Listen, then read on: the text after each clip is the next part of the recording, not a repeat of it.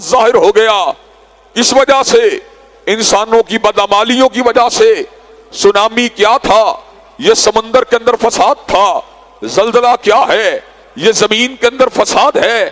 ظہر الفساد فی البر والبحر بما کسبت ایدی الناس.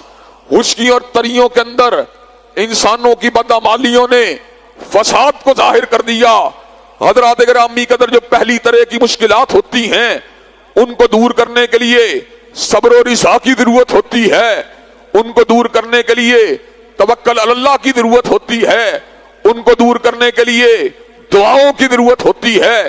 چنانچہ جب ابراہیم علیہ السلام کو جلتی ہوئی چتا میں پھینکا گیا، توکل کی تلوار کے ذریعے، حسبنا اللہ و نعم الوکیل کی پکار کے ذریعے چتا ٹھنڈی ہو گئی.